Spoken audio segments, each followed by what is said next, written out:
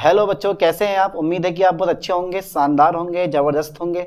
और आज का हमारा टॉपिक है बीएससी थर्ड ईयर जियोलॉजी का एक मोस्ट इंपॉर्टेंट टॉपिक है क्रोमेटोग्राफी। क्या टॉपिक है? क्रोमेटोग्राफी। हर साल पेपर में आने वाला क्वेश्चन है और इस बार भी इस क्वेश्चन के आने के चांस हैं। तो मैं करता हूँ स्टार्ट क्रोमेटोग्राफी। तो क्रोमेटोग्राफी को बार बार एक वर्ड यूज़ होगा, क्रोमेटोग्राफी। क्रोमेटोग्राफी, क्रोमेटोग्राफी, ठीक है भाई, क्रोमेटोग्राफी।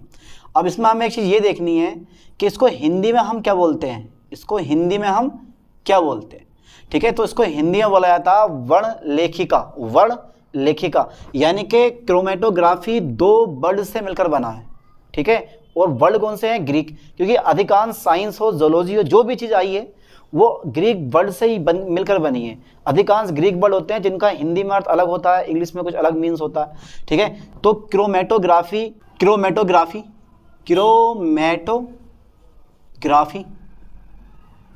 ठीक है। दो शब्दों यानी कि दो ग्रीक वर्ड से मिलकर बना है, ठीक है सर, मिलकर बना है, मिलकर बना। अच्छा सर, वो ग्रीक वर्ड कौन कौन से हैं यही बता दो। तो एक तो होता है मेरे पास क्रोमा, ठीक है भाई। एक कौन सा गया मेरे पास? क्रोमा। क्रोमा को बोलते हैं हम कलर। देखा नहीं है आपने अपने मोबाइल में? मोबाइल में देखा होगा क्रोम लिखा हुआ, तो क्रोम में 3 4 5 6 कलर उसमें आते हैं, ठीक है, इसलिए इसको बोला गया क्रोम। तो क्रोमा मतलब होता है कलर, इसको हिंदी में कहते हैं वर्ण, ठीक है। और दूसरा होता है आपका ग्राफियन, ठीक है, ग्राफियन, ठीक है, ग्राफियन। और इसका जो मतलब होता है वो होता है टू राइट, यानी कि लिखने वाला, जिसको बोला था लेखिका, ठीक है। हिंदी में बोल दे रहा हूं मैं इसको लेखिका, ठीक है। तो ये जो पूरा वर्ड मिलता है यानी कि क्रोमेटोग्राफी को हिंदी में बोला जाता वर्ण लेखिका। कितना अच्छा वर्ड है देखो, ठीक है। तो क्रोमेटोग्राफी दो ग्रीक वर्ड से मिलकर बना है। क्रोमा मतलब कलर, इसको बोला जाता है वर्ण, ठीक है।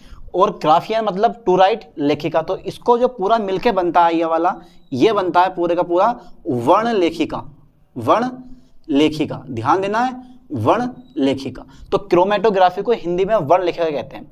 अब सबसे पहले देखो इसका काम क्या होता है। तो ये है क्या चीज? ये एक मेथड होता है, टेक्निक होती है, जिसके द्वारा हम ऑर्गेनिक एंड इनऑर्गेनिक कंपाउंड का सेपरेशन करते हैं। सेपरेशन मतलब पृथक करते हैं। अब सपोज करो आपने मान लेते हैं भाई मेरे पास एक सॉल्यूशन है ये वाला, ठीक है। ये जो मेरे पास सॉल्यूशन है, इस सॉल्यूशन में आपने एक लोहे की गेंद डाल दी, आपने एक लोहे की गेंद डाल दी, तो आप हाथ डालोगे और आराम से जो उसको बाहर निकाल लोगे, है ना। एक मेथड हो गया। अगर आपने लोहे की गेंद बहुत छोटी सी है जो आपके हाथ में नहीं आ सकती है, तो छान सकते हो आप। छानने पे क्या होता है, गेंद ठंडक में रह जाएगी और जो सॉल्वेंट होगा वो बाहर आ जाएगा। लेकिन अगर आपको ये पता ही नहीं है कि कितनी मात्रा, यानी कि जब जो लोहा है उसकी मात्रा बहुत सूक्ष्म है, मतलब बहुत छोटी है, जिसे आप हाथ से छन्नक से पृथक नहीं कर सकते हो, उसके लिए ये क्रोमेटोग्राफी यूज होती है, ठीक है। जैसे कि मान लेते हैं आपने नमक को जल में घोल दिया, अब नमक को अलग करना है आपको। नमक को जल में घोल तो दिया, नमक को अलग करना है, तो उसके लिए क्रोमेटोग्राफी यूज होती है, ठीक है। मान लेते हैं कहीं पर सिल्वर के किसी सोलवेंट में सिल्वर की अशुद्धि पड़ी है, तो सिल्वर को आपको बाहर निकालना, तो उसके लिए क्रोमेटोग्राफी यूज होती है।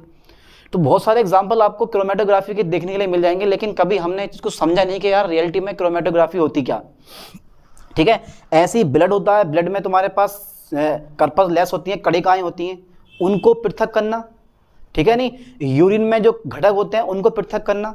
तो बहुत सारे एग्जाम्पल रियलिटी में क्रोमेटोग्राफी के होते हैं, और हम भी काफ़ी एग्जाम्पल अपनी रियलिटी में इसको देखते हैं, लेकिन उनको कभी हमने पढ़ा नहीं है, देखा नहीं है, इसलिए हमें थोड़ा डाउट रहता है। तो क्रोमेटोग्राफी दो ग्रीक वर्ड से मिलकर बना है, जो क्रोमा मतलब कलर होता है और ग्राफियन मतलब टू राइट होता है, दोनों के दोनों ग्रीक वर्ड होते हैं।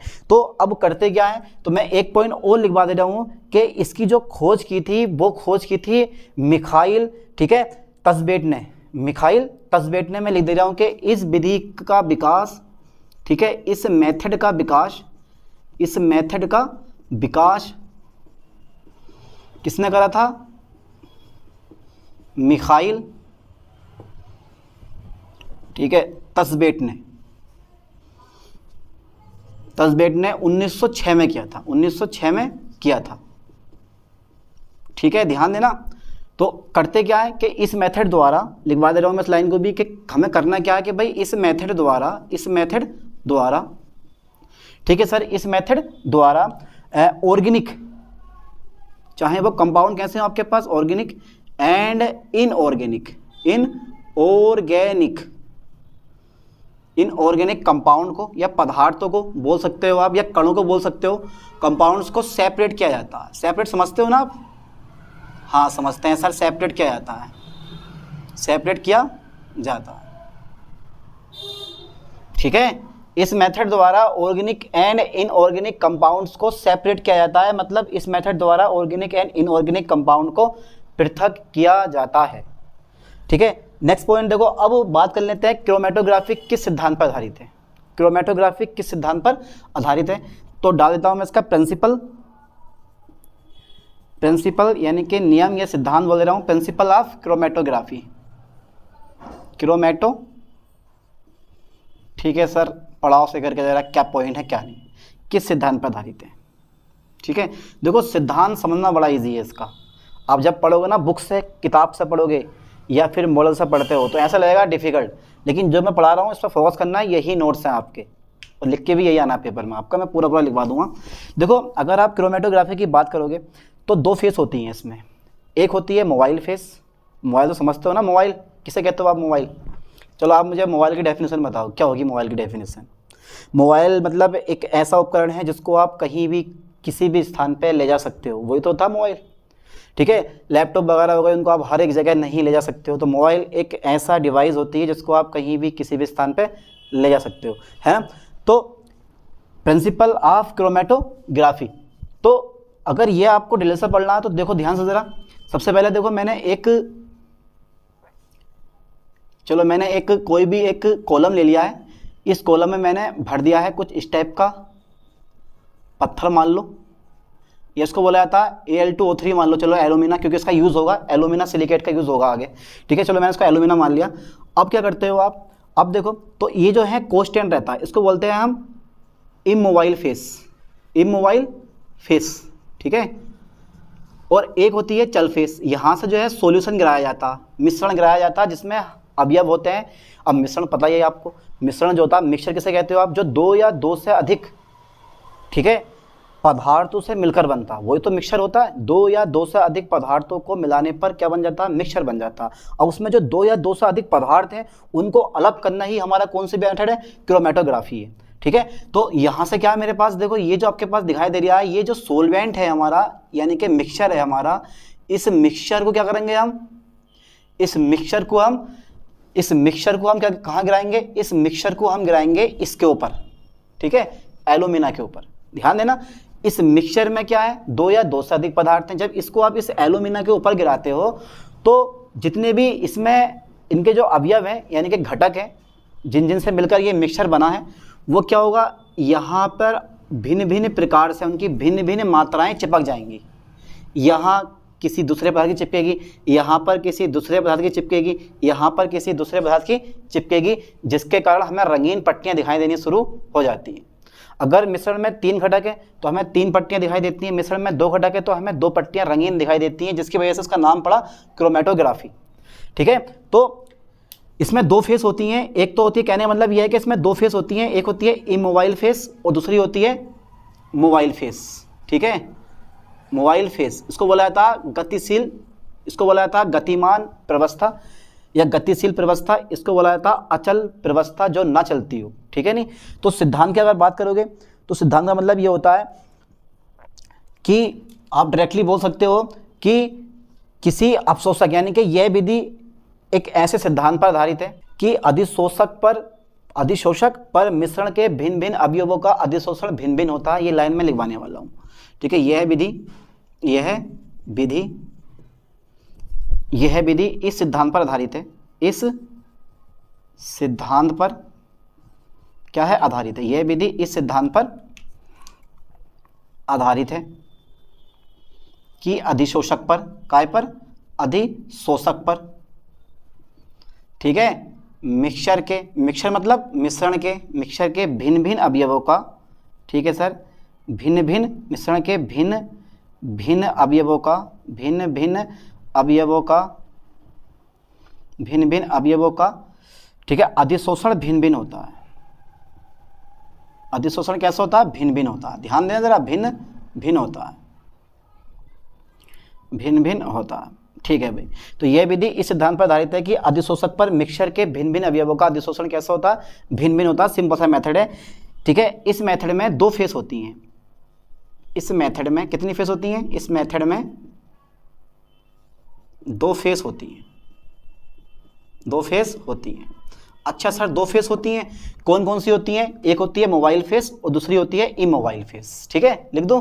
तो 2 फेस होती हैं। पहली फेस जो आती है वो आती है आपकी इमोबाइल फेस, वो मोबाइल फेस आती है पहली। ठीक है सर, पहली कौन सी फेस आ गई? हमारी मोबाइल फेस आ गई। ठीक है, अब ये जो मोबाइल फेस का नाम दिया गया है ना, इसका, इस मोबाइल फेस का जो नाम दिया गया है वो होता है सोलवेंट, यानी कि मिक्सचर होता है वो। ठीक है, जैसे मैं बोलूँगा सोलवेंट, क्या बोलेंगे इसको हम? सोलवेंट। और जो ये सोलवेंट होता है बेटे, ये ब्लैक होता है। क्या होता है? ये हिंदी में ब्लैक बोलते हैं। अब जो ये आता है ना इमोबाइल सोल, यानी कि इमोबाइल,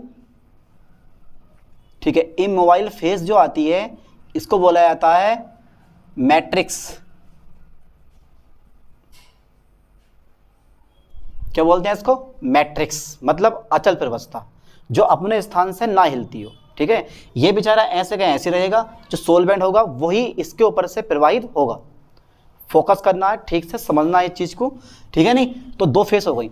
अब क्या होता है कि जब मोबाइल, यानी कि जब ये जो सोलवेंट होता है, मिक्सचर होता है, इस इमोबाइल फेस पर प्रवाहित किया जाता है। जब सोलवेंट को या जब विलायक को इमोबाइल फेस यानी कि अचल प्रवस्था पे प्रवाहित किया जाता है, तो जो सोलवेंट के अणु होते हैं, ठीक है, वो इसके साथ चिपक जाते हैं, उनकी गति स्लो हो जाती है, जिसको हम बोलते हैं प्रतिबाधा। ठीक है, और हर एक घटक की जो मिक्सचर है और हर एक घटक की प्रतिबाधा कैसी होती है? अलग अलग होती है, और उनको क्या कर लेते हैं? हम सेपरेट कर लेते हैं, है नहीं। देखो मैं लिखने वाला हूँ इस चीज़ को। तो जब सोलवेंट को, किसको? जब सोलवेंट को, सोलवेंट मतलब विलायक को, जब सोलवेंट को, ठीक है, जब सोलवेंट को इमोबाइल फेस, ठीक है सर, जब सोलवेंट को इमोबाइल फेस पर प्रवाहित किया जाता है, ठीक है सर, इमोबाइल फेस पर प्रवाहित किया जाता है, तो विलायक के जो अणु होते हैं, सोलवेंट मतलब विलायक, तो सोलवेंट विलायक के अणु इमोबाइल फेस पर चिपक जाते हैं, मतलब इमोबाइल फेस के साथ जुड़ जाते हैं। ठीक है, इमोबाइल फेस के साथ क्या होते हैं? जुड़ जाते हैं, ठीक है, तथा इनकी स्पीड कम हो जाती है। इनकी स्पीड कैसी हो जाती है? इनकी स्पीड कम हो जाती है। अब जब भाई स्पीड कम हो गई, ध्यान देना, इनकी स्पीड कैसे हो जाती है? कम हो जाती है। अब जब स्पीड कम हो गई तो उसे हम बोलेंगे प्रतिबाधा। स्पीड कम हो जाती है, जैसे प्रतिबाधा कहते हैं, सिंपल सी बात है, जैसे हम प्रतिबाधा कहते हैं। ठीक है, अब प्रतिबाधा में भिन्नता होने के कारण, प्रतिबाधा में भिन्नता होने के कारण सभी घटकों की स्पीड बदल जाती है, स्पीड कम हो जाती है। ठीक है, जिस कारण इन्हें पृथक कर लिया जाता है, जिससे इन्हें पृथक कर लिया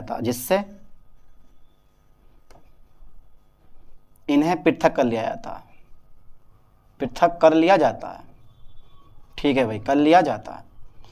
ठीक है, लो साहब, ये पूरा सिद्धांत हो गया इसका। तो ध्यान देना, यह सिद्धांत यानी कि यह विधि इस सिद्धांत पर आधारित है कि अधिशोषक पर मिक्सचर के भिन्न भिन्न अवयवों का अधिशोषण भिन्न भिन्न होता है। इस मेथड में 2 फेस होती हैं, एक मोबाइल फेस होती है और एक कैसी होती है? इमोबाइल फेस होती है। इमोबाइल फेस को बोलते हैं मैट्रिक्स और मोबाइल फेस को बोलते हैं हम सोलवेंट। जब सोलवेंट को आप इमोबाइल फेस पर प्रवाहित करते हो तो जो अणु हैं वो चिपक जाते हैं, स्पीड कम हो जाती है, प्रतिबाधा कहते हैं, और हर एक घटक की प्रतिबाधा अलग अलग होती है, जिस कारण इनको हम पृथक कर लेते हैं। ठीक है, तो पूरा का पूरा ये सिद्धांत हो गया। क्या होती है क्रोमैटोग्राफी, किसने खोज करी? ठीक है, अब पढ़ लेते हैं इसके टाइप्स ऑफ क्रोमेटोग्राफी। अब तक यहाँ तक का स्क्रीनशॉट ले लो आप।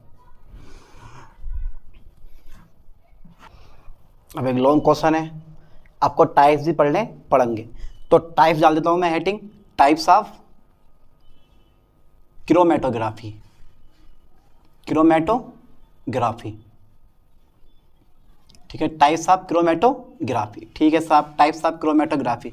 तो देखते हैं कितने प्रकार की होती है, 4 या 5 प्रकार की होती है, वो लिख दे रहा हूँ मैं। तो यह निम्न प्रकार की होती है, यह निम्न प्रकार की होती है, निम्न प्रकार की होती है। ठीक है साहब, कौन कौन सी होती है वो भी चेक कर लेते हैं। अब सबसे पहला नंबर देखो, जरा ध्यान से देखना, पहला जो नंबर आता है वो आता है आपके पास paper chromatography, paper chromatography, chromatography. ठीक है सर, ये भी 3 प्रकार की होती है, एसेंटिक पेपर क्रोमेटोग्राफी, दूसरी होती है डिसेंटिक पेपर क्रोमेटोग्राफी, हो गई। और एक होती है तुम्हारे पास, तीसरी होती है ये unidirectional and bidirectional paper chromatography. तो 3 प्रकार की होती है, ये पढ़ने वाले हैं आगे। अभी सेकंड नंबर पढ़ ले रहे हैं हम इसका, जेल, ठीक है, फिल्ट्रेशन, जेल फिल्ट्रेशन, ठीक है, क्रोमेटोग्राफी, क्रोमेटोग्राफी। ठीक है सर, थर्ड नंबर कौन सा होता है इसका, सबके बारे में पढ़ने वाले हैं एक करके, टॉपिक बहुत बड़ा होने वाला है। तो जेल फिल्ट्रेशन क्रोमेटोग्राफी। इसके बाद में थर्ड नंबर जो आता है हमारा, वो आता है तुम्हारे पास आयन एक्सचेंज, आयन एक्सचेंज, ठीक है, क्रोमेटोग्राफी, क्रोमेटोग्राफी। ठीक है सर। और फोर्थ नंबर, जो फोर्थ नंबर इसका आता है, फोर्थ नंबर जो है बिल्कुल सिंपल सा मेथड है, समझ जाओगे इस चीज़ को। तो ion exchange gas chromatography, gas chromatography. ठीक है सर, और बताइए जरा। तो एक नंबर मेरे पास 5वां आ गया थिन लेयर, थिन लेयर, ठीक है, थिन लेयर क्रोमेटोग्राफी, क्रोमेटोग्राफी। ठीक है, ये थिन लेयर क्रोमेटोग्राफी आ गया। तो हमारे कितने पॉइंट हो गए इसमें, हमारे 5 हो गए। पहला कौन सा, पेपर क्रोमेटोग्राफी, दूसरा है gel filtration chromatography, ion exchange chromatography और gas chromatography, thin layer chromatography, हो गए। अब पहला नंबर पढ़ लेते हैं हम, कौन सा वाला, पेपर क्रोमेटोग्राफी। ठीक है, नहीं, पेपर क्रोमेटोग्राफी। ठीक है, लॉन्ग क्वेश्चन है, छोटे मोटे से काम नहीं चलने वाला। ठीक है, तो पेपर क्रोमेटोग्राफी की जो खोज की थी वो 1961 में बीन ने की थी। यानी कि इस विधि का विकास, आप लिख सकते हो डायरेक्टली कि इस विधि का विकास, इस विधि का विकास किसने करा था, इस विधि का विकास बीन ने, किसने, बीन ने सन 1961 में किया, सन 1961 में किया था। ठीक है, 1961 में किया था, ध्यान देना, इस विधि का विकास सन 1961 में किया था। अब ये मेथड भी कितने प्रकार का होता है तुम्हारे पास, ये मेथड भी होता है 3 प्रकार का। ठीक है, नहीं, अब उनमें से पहले थोड़ा पढ़ लेते हैं कि ये कहाँ यूज होती है, याद कर लेना ठीक से। इसका अगर मैं यूज देखूंगा ना, तो इसका यूज होता है रंगीन पदार्थों को, किसको, रंगीन कंपाउंड्स को पृथक करने में इस मेथड का यूज होता है। ध्यान देना, रंगीन कलरफुल कंपाउंड्स को, कलरफुल कंपाउंड्स को सेपरेट करने में, सेपरेट करने में, ठीक है, इस मेथड का यूज होता है, इस मेथड का यूज होता है। ठीक है, नहीं, तो इस विधि का जो विकास है वो बीन ने सन 1961 में किया था। दूसरा पॉइंट यह है कि कलरफुल कंपाउंड को सेपरेट करने में इस मेथड का क्या होता है, यूज होता है। समझ में आया कुछ। ठीक है, अब क्या होता है, अब ये मेथड 3 प्रकार का होता है। कितने प्रकार का होता है, 3 प्रकार का होता है। तो देखो मैं लिखने वाला हूँ, यह मेथड 3 प्रकार का होता है, यह मेथड 3 प्रकार का होता है, 3 प्रकार का होता है।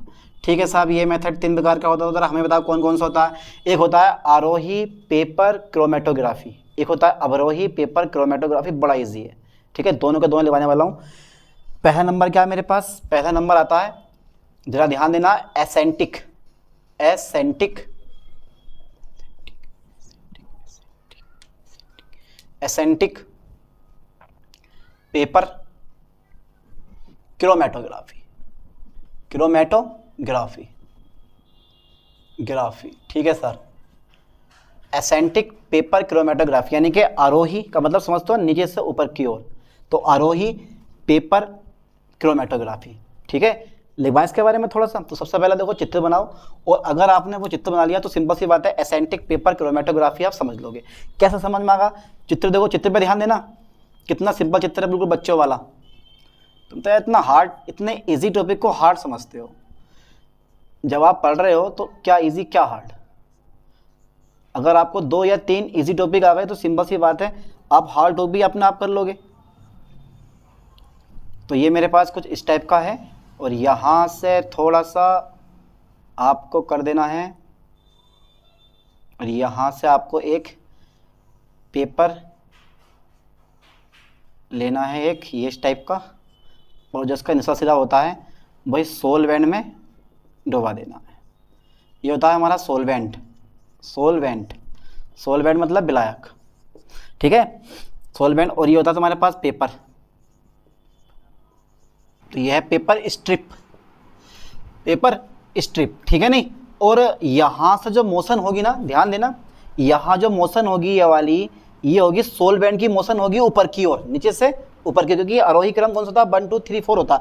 तो यहाँ पे जो सोलवेंट की मोशन होगी वो नीचे से ऊपर की ओर होगी, यानी कि मैं लिख सकता हूँ यहाँ पे डायरेक्शन ऑफ सोलवेंट माइग्रेशन। ठीक है भाई, तो यह है मेरे पास ascending paper chromatography. It is a very important and easy topic. ठीक है, ध्यान देना जरा थोड़ा सा। तो सोलवेंट मेरे पास पेपर स्ट्रिप हो गया, बस सिंपल सा मेथड। अब आराम से आप इसको लिख सकते हो। क्या लिखना है हमें? तो देखो इस मेथड में हमें करना क्या होता है कि सबसे पहले देखो इसमें एक पेपर स्ट्रिप होती है पेपर स्ट्रिप। अब इस पेपर स्ट्रिप पे क्या कर देना है आपको, विलयन की एक बूंद लगा देनी है। ठीक है, एक पेपर स्ट्रिप होता है, क्या होता है, एक पेपर, ठीक है, स्ट्रिप होता है। ठीक है, जिस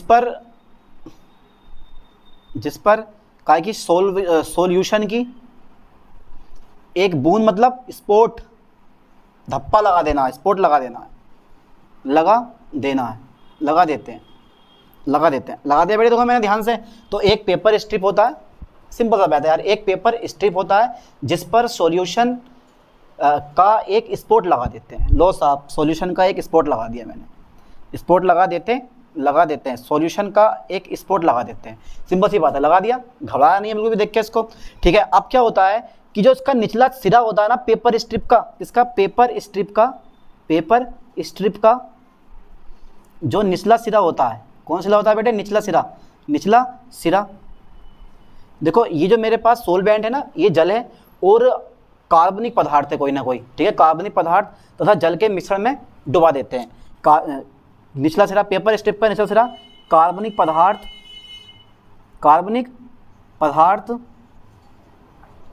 तथा पेपर स्ट्रिप का निचला सिरा कार्बनिक पदार्थ तथा किसके, जल के मिश्रण यानी कि मिक्सचर में डुबा देते हैं। ठीक है सर, मिक्सचर में डुबा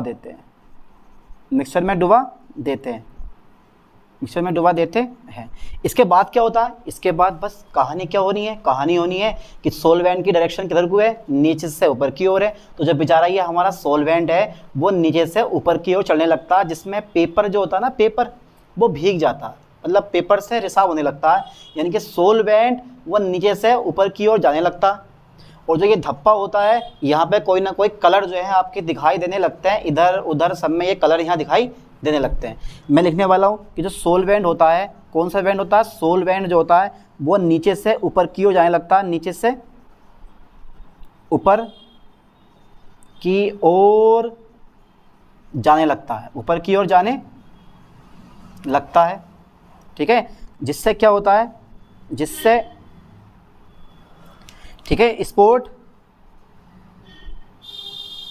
कलरफुल दिखाई देते हैं, कलरफुल दिखाई देते हैं तथा मिक्सचर के घटक जो होते हैं, मिक्सचर के घटक पृथक हो जाते हैं, कौन सा मेथड हो गया, एसेंटिक पेपर क्रोमेटोग्राफी। अब पढ़ने वाले हैं कौन सा वाला, डिसेंटिक पेपर क्रोमेटोग्राफी, यानी कि अवरोही पेपर क्रोमेटोग्राफी। यहाँ तक का स्क्रीनशॉट ले लें, इसके बाद देखते हैं फिर। अब आ गया डिसेंटिक पेपर क्रोमेटोग्राफी। समझ में आ रहा है ना टॉपिक?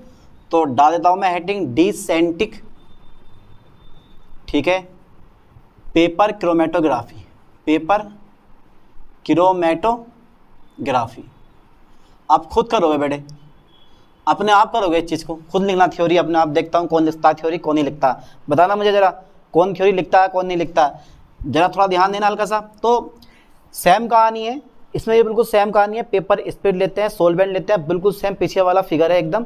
बस थोड़ा सा अंतर यहाँ पर ये होता है कि इसमें जो विलायक होता है वो ऊपर से नीचे की ओर गति करता है, क्योंकि क्रम कौन सा, अवरोही क्रम है। इसको हिंदी में बोलते हैं अवरोही पेपर क्रोमेटोग्राफी, ठीक है नहीं। तो देखो ज़रा मैं चित्र बना दूँ और उस चित्र से आप भी क्या करना है, लैंग्वेज लिखनी है। मैं लैंग्वेज नहीं लिखवाने वाला हूँ, ठीक है। तो सबसे पहले तो कुछ इस टाइप का वही चित्र पीछे वाला बनेगा, ठीक है, ये बना दिया मैंने। फिर इसके बाद और पेपर को लटकाने के लिए हमारे पास सिस्टम रहेगा पूरा। ये आपके पास पेपर स्ट्रिप आ गई, यह है पेपर स्ट्रिप, लटका दिया। और सोलवेंट जो होगा ना इस बार वो ऊपर की ओर भरा होगा, ये वाला ही है। कितना शानदार लग रहा है, देखो भरा हुआ ऊपर, वही आ गया पेपर सोलवेंट।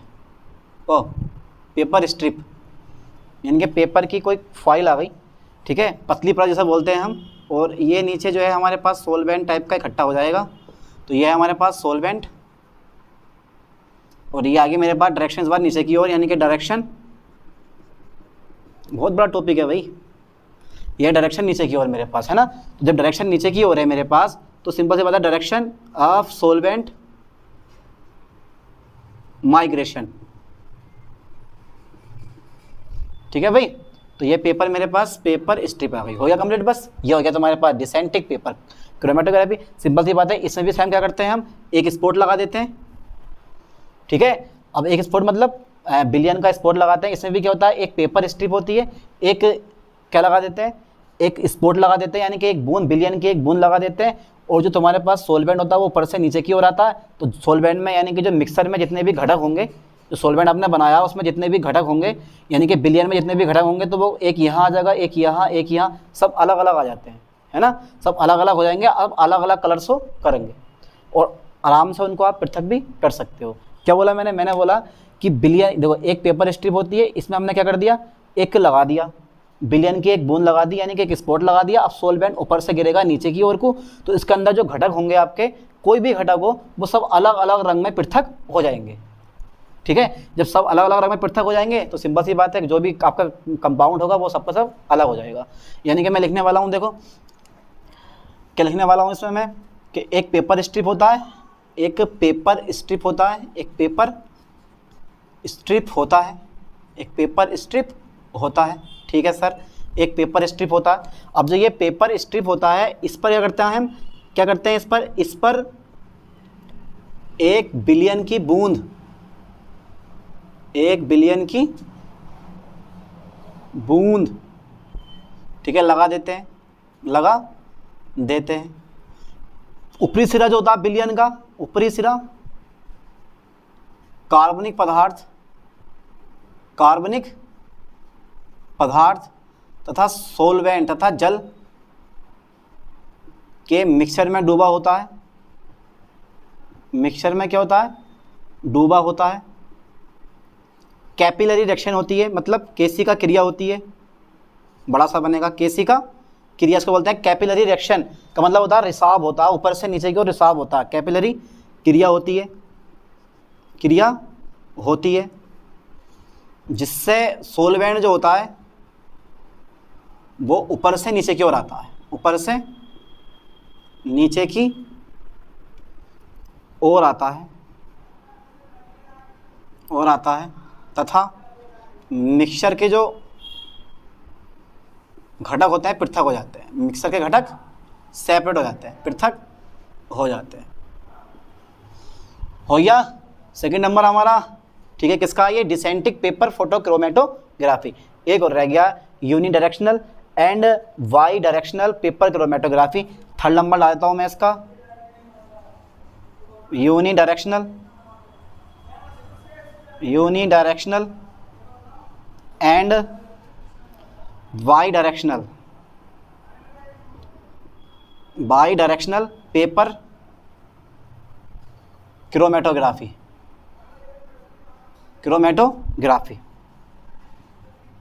कह रहा हूँ बहुत बड़ा टॉपिक होने वाला है भाई ये, ठीक है। एक लॉन्ग क्वेश्चन है, काफ़ी बड़ा टॉपिक होता है। तो unidirectional and bidirectional paper chromatography. अब सिंपल सी बात है, जो आपने पढ़ा ना, एसेंटिक पढ़ा आपने और डिसेंटिक पढ़ा, दोनों के दोनों वन डायरेक्शनल पेपर फोटोग्राफी होते हैं, यानी कि क्रोमेटोग्राफी होते हैं, ठीक है। यानी कि मैं लिख रहा हूँ, आप यहाँ पे देखो,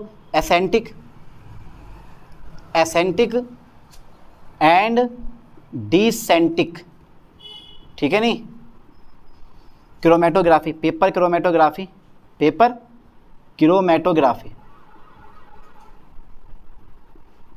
वन डायरेक्शनल होते हैं, ठीक है, वन डायरेक्शनल होते हैं। ध्यान देना, दोनों के दोनों, चाहे आपके पास जो हमने पढ़ा पीछे एसेंटिक पेपर क्रोमेटोग्राफी और डिसेंटिक पेपर क्रोमेटोग्राफी, दोनों के दोनों वन डायरेक्शनल होते हैं। समझ में आया? दोनों के दोनों कैसे होते हैं? वन डायरेक्शनल होते हैं। अगर आपको वाई डायरेक्शनल की बात करनी है तो बाई डायरेक्शनल में सोलवेंट को आपको दोबारा पेपर स्ट्रिप पे गुजारना पड़ेगा। अब यहाँ पे पेपर स्ट्रिप छोटा सा नहीं होता, काफ़ी बड़ा लेते हैं, 4 कोनों वाला वो भी, ठीक है नहीं। तो यहाँ पेपर स्ट्रिप जो है काफ़ी बड़ा होएगा, और सेम कहानी वही लिखेंगे हम पीछे वाली। सिंपल सी बात है, देखो एसेंटिक एंड डिसेंटिक क्या करा है मैंने, पेपर क्रोमेटोग्राफी वन डायरेक्शनल होती हैं, ठीक है। अब इस विधि का जो यूज़ करते हैं हम, इस विधि का यूज़ वाई, ठीक है, यानी कि द्वितीयक, यानी कि दोबारा पृथक्करण की, द्वितीयक पृथक्करण के लिए किया जाता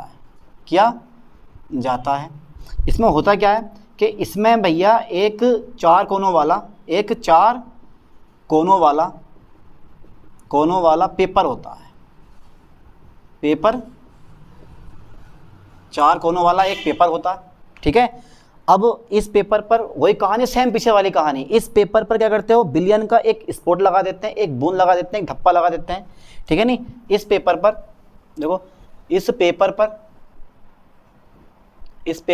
पर ठीक है, विलयन की एक बूंद लगा देते हैं, ठीक है। फिर क्या करते हैं, अब सबसे पहले इसको एसेंटिक और डिसेंटिक पेपर क्रोमेटोग्राफी द्वारा कई घंटे तक रखते हैं। उसमें वो एसेंटिक और डिसेंटिक पेपर क्रोमेटोग्राफी की प्रोसेस होती है। उसके बाद में उसको बाहर निकाला जाता है, सुखा लिया जाता है, और सुखाने के बाद फिर से अगेन उस पर सोलवेंट डाला जाता है, और फिर जो है कलरफुल जितने भी मिक्सचर में सोलवेंट, जितने भी मिक्सचर में घटक होते हैं, वो सबके सब रंगीन धब्बों के रूप में अलग हो जाते हैं। तो सिंपल सी बात है यार, छोटी छोटी चीज़ें होती हैं, इनको समझने में बड़ा इजी पॉइंट होता है। इस पेपर पर विलयन की एक बूंद लगा देते हैं। फिर क्या करते हैं हम, फिर जो मैंने बोला ना, इसमें ये एसेंटिक और डिसेंटिक पेपर क्रोमेटोग्राफी प्रोसेस करवाओ कई घंटे तक। फिर इसके पश्चात बूंद लगा देते हैं। फिर एसेंटिक यानी कि आरोही तथा डिसेंटिक, ठीक है, पेपर क्रोमेटोग्राफी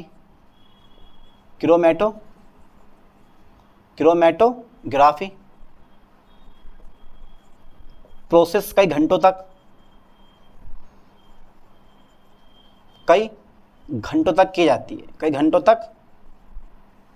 की जाती है। इसके पश्चात पेपर को सुखा लिया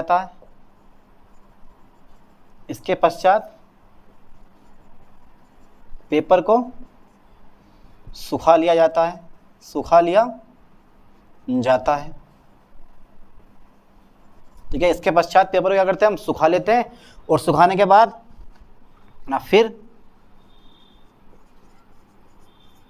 सोलवेंट प्रवाहित करते हैं, जिससे मिक्सचर के घटक जो होते हैं,